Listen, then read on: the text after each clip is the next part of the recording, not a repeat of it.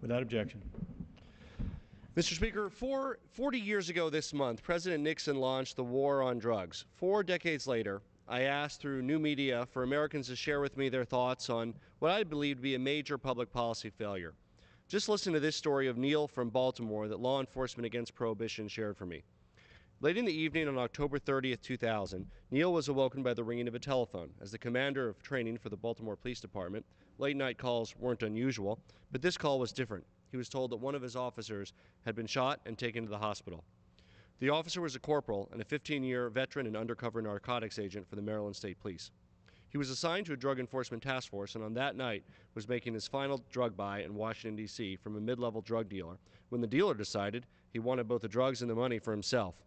He returned to the car the officer was driving, paused for a moment, and shot the police officer at point-blank range in the side of the head. Arriving at the hospital among the scores of family and friends, Neil was guided into the room where the officer laid with his head bandaged and bloody. Neil had to face the officer's wife and children and explain why their caretaker was no longer with them. Neil finished his story by writing, "When the people are gone and quiet comes, so does the question, why?" Initially thinking of the covert operation, you rehash the event. How could this happen? What went wrong? What was the protocol? But then I realized that the questions I was asking dealt only with the symptoms of a much larger problem, the war on drugs, the broken policy of drug prohibition. A comprehensive objective government study over the last 4 decades has recommended that adults should not be criminalized for using marijuana. And medical science tells us that by any reasonable health standard, marijuana is comparable to alcohol. It's less addictive, less toxic, and unlike alcohol, marijuana does not make users aggressive and violent. And we also know that criminalization comes at a very high cost.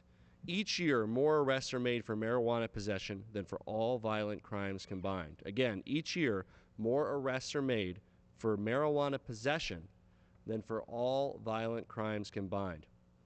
Marijuana arrests in the U.S. average 850,000 a year. That's one every 37 seconds, and 89% of those are just for possession, not manufacture, not sale. Now, marijuana prohibition is even having a negative impact on our national parks and forests. We have Mexican drug cartels growing millions of plants on federal land. We've been down this prohibition path with alcohol, and it failed. It increased crime and violence, crime bosses got rich, murder rates skyrocketed, and the prisons filled, and deaths from tainted booze soared. We're seeing the same results today from marijuana prohibition. Prohibition has not stopped people from using marijuana. In fact, marijuana is the largest cash crop in the country. It just gives criminals and violent gangs an exclusive franchise on marijuana sales. It drains resources from law enforcement that would better be spent fighting violent crime.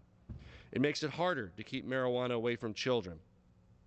So what have we learned in 4 decades of the failed drug war? It's this: the harm involving marijuana, the biggest part of the harm involving marijuana, is caused by the criminalization of marijuana, and it's time to bring it to an end. Let me end with the story of Brian from DuPage, whose son was caught up in the senseless criminalization of marijuana. When Brian's son was in 8th grade, an incident at school led to the discovery of a small amount of marijuana. Charges were brought, he was sentenced to community service, but the real tragedy followed. As a result of the incident, Brian's son was barred from re-entering any school in the district. He was forced into a school for delinquents where he was grouped with kids who had committed violent crimes. He was basically treated like a criminal. Needless to say, his education suffered immensely. Here's what Brian, the father, had to say about his son's experience. "Did doing this teach my son a lesson? It didn't help him. It harmed him. It disrupted his academic achievement. The school district solution to finding a small bag of marijuana was to expel 4 students, no education, no counseling, no help, just kick them out and wash their hands of the whole thing." Now, using marijuana is harmful. Smoking is harmful. Drinking is harmful. In fact, I applaud the FDA's new highlighting of the dangers of smoking and encourage similar efforts to discourage marijuana, which are impossible under the current criminalization regime. The war on drugs hurts America, wastes billions of dollars of taxpayer money, fosters drug-related violence, and does nothing to help Americans who are confronting serious addiction, a serious health issue. After 40 years, it's time Congress put an end to the drug war's 40 years of failure. I yield back the balance of my time. Chair recognizes the gentleman from California.